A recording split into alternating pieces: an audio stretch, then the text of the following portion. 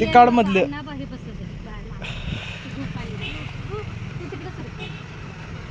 ती की बाहेर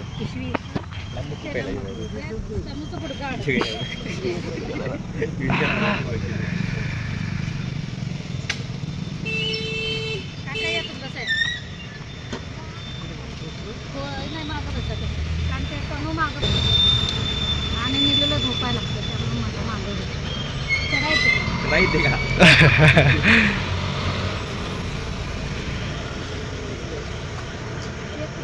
पायात पायात काय पाहिजे.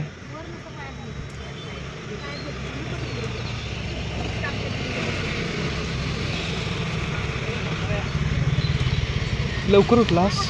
होय नाईट होती. नाही आता जाणार अजून. आता जाणार मी उठलो 3:30ला. 3:30 जाग आली.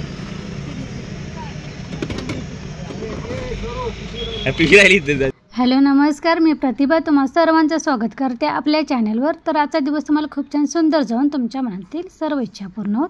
तर इथं आम्ही आता गाणगापूरला आलेलो आहे. तर आता नरसिंह सरस्वतीचं पहिल्यांदा दर्शन घेऊ, त्यानंतर अक्कलकोटला निघू.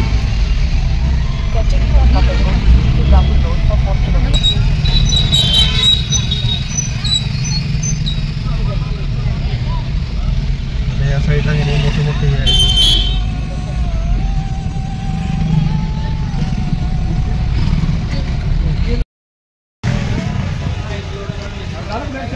चला आता आम्ही आत्ता गाणगापुरात पोहोचले. आमच्या घरातून आम्ही 5:15ला बाहेर पडलो होतो. कोल्हापुरात यायला बरोबर 6 वाजले.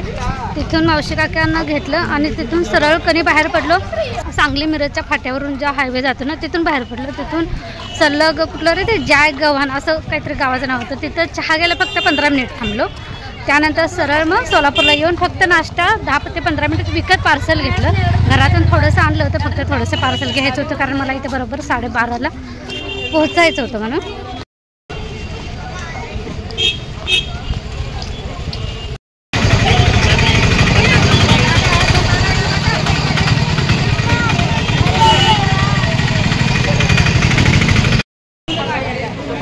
चप्पल इथं काढ.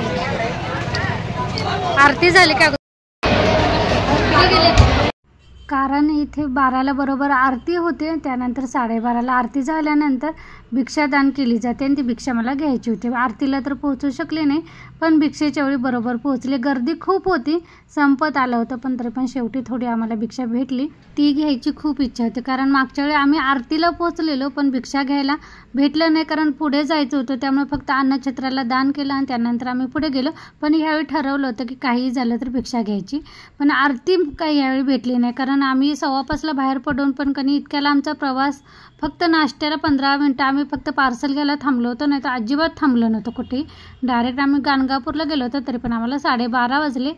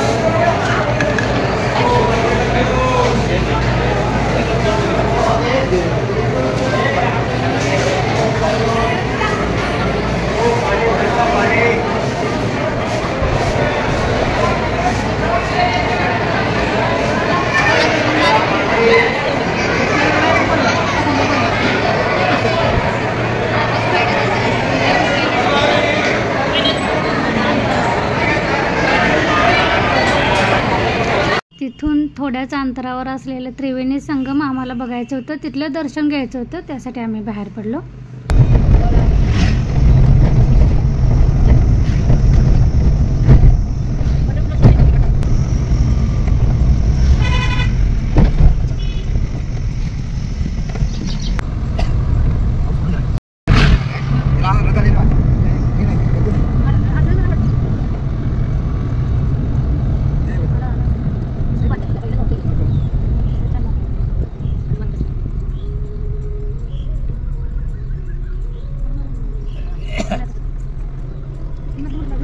घेतल्या सगळ्या.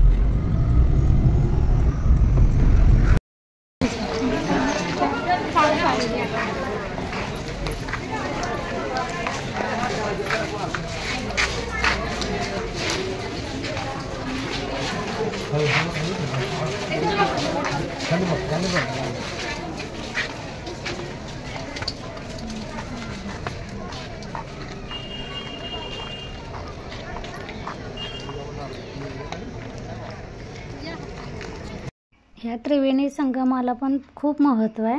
जसं तुम्ही गंगेला वगैरे काशीला स्नान करताय तसंच ह्या नदीवर पण स्नान केलं जातं. कुणाला आंघोळ करायची असेल नसेल तर हातपाय धुतले जातात. पण इथली एक गोष्ट मला अजिबात नाही आवडली, कारण माणसाकडे लोक जे भाविक येतात आंघोळ करतात आणि ते जुनी कपडे ना तशीच अशी कचरा टाकल्यासारखं ढीग टाकलं होतं. त्यामुळं काय होतं, दुर्गंधी पसरलेली कचरा अगदी आहे बघा, नदीच्या किनारी असं सगळा कचरा पडलेला होता. तर मला हे अजिबात नाही आवडलं, कारण आपलं इतकं कधी धार्मिक क्षेत्र आहे तर तिथली स्वच्छता पण राखली पाहिजे. आपण गेलेल्या लोकांनी भाविकांनी देखील तिथल्या देवस्थान कमिटीने पण लक्ष दिलं पाहिजे. आणि हे जे टाकतात ना आंघोळ केल्यानंतर जुनी कपडे टाकायची एक प्रथा वगैरे आहे ते सगळं बंद केलं पाहिजे, जेणेकरून हा भाग स्वच्छ राहील, इथला परिसर स्वच्छ राहील.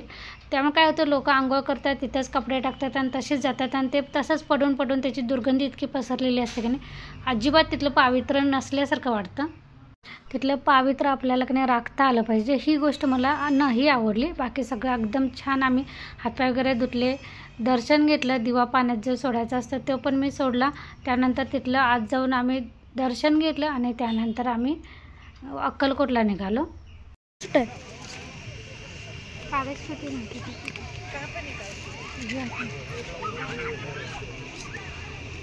कोण आहे बोल की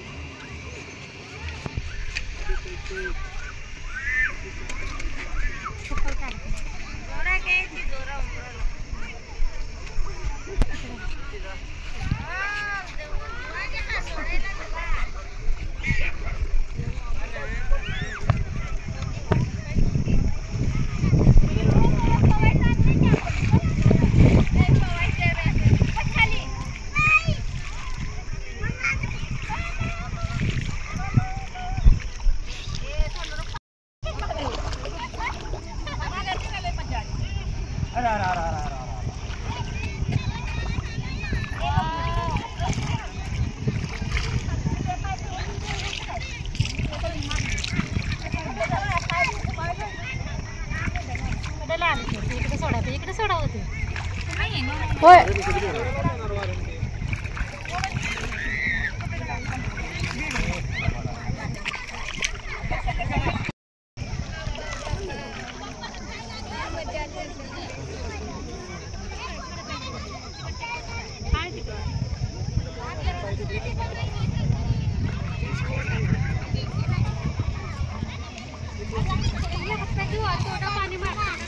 हा